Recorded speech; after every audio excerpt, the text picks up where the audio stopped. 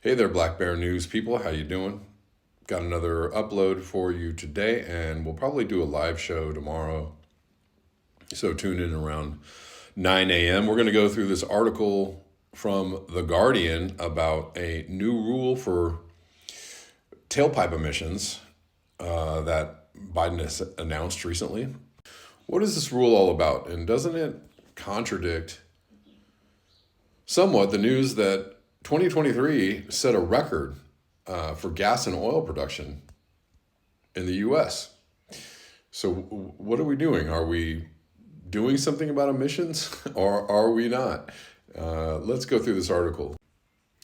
In a move being hailed as one of the most significant climate rules in U.S. history, the Biden administration announced on Wednesday new regulations on tailpipe emissions. The rule, which calls for a 56% reduction in fleet-wide average carbon emissions by 2032, kind of soonish, constitutes the strictest ever limit on pollution from the nation's car and light trucks. Today, we're setting new pollution standards for cars and trucks. That was a terrible Joe Biden impression. Joe Biden said in a statement, U.S. workers will lead the world on autos, making clean cars and trucks each stamped Made in America. You have my word.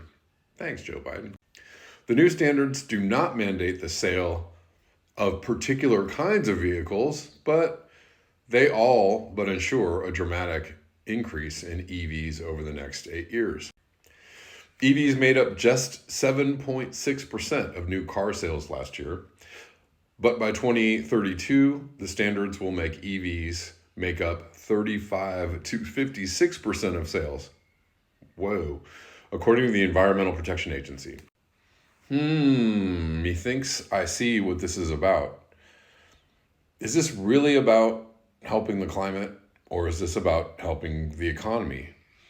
If we have to replace all of those nasty, dirty, gas-burning cars with brand new, clean EVs in the next 10 years, what a boon to the economy that will be. The new standards form one of the most significant pieces of White House efforts to slash greenhouse gas emissions. Transportation is the largest source of planet-warming emissions in the U.S., and passenger cars and trucks account for the majority of that pollution.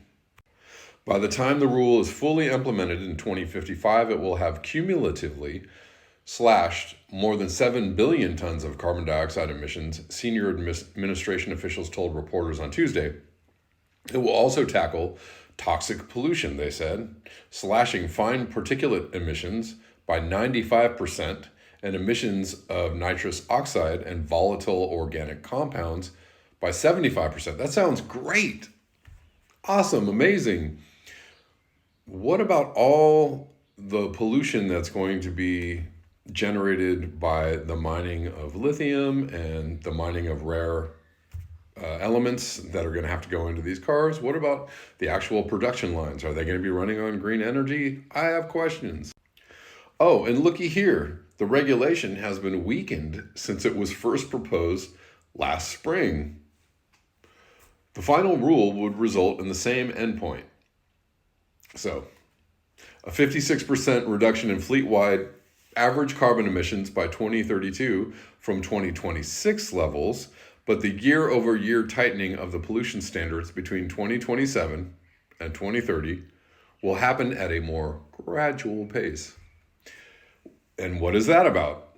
Of course, we don't want to do it too fast, guys. I don't know. Or, we don't want to shock people. You're putting this legislation or regulations in place to happen over the next 10 years. And do you think a new Trump administration would allow these things to continue? Are you just doing this? This is great PR, of course, for the Biden administration. It makes them look good and environmentally conscious, but they know over the next 10 years, the possibility that a Republican president or some other calamity is going to sideswipe these regulations and, we don't need to do that right now. Let's wait a little longer. Let's push these things out as far as possible, if they're even going to be helpful in the first place. So the change aligns with asks from whom? The auto manufacturers and the United Auto Workers, UAW, which has long noted that EV jobs often pay less. Why would that be? than traditional auto worker jobs. Why would that be?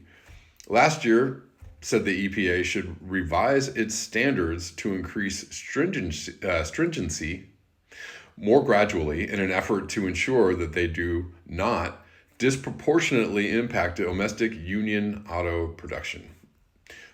It's all about jobs, jobs, jobs. In a Wednesday statement, the union said, by taking seriously the concerns of workers and communities, the EPA has created a more feasible emissions rule that protects workers building ICE vehicles, the internal combustion engine vehicles, while providing a path forward for automakers to implement the full range of automotive technologies to reduce emissions.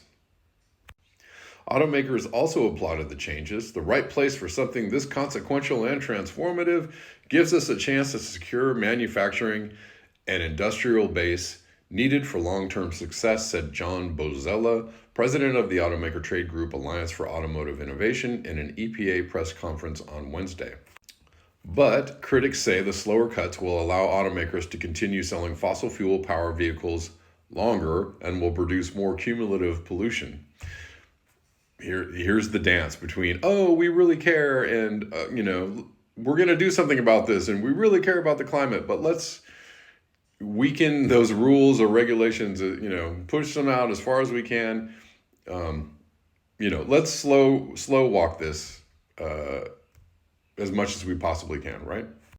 This rule could have been the biggest single step of any nation on climate, but the EPA caved to pressure from big auto, big oil, and car dealers and riddled the plan with loopholes big enough to drive a Ford F-150 through, said Dan Becker, director of the Safe Climate Transport Campaign at the environmental advocacy group Center for Biological Diversity.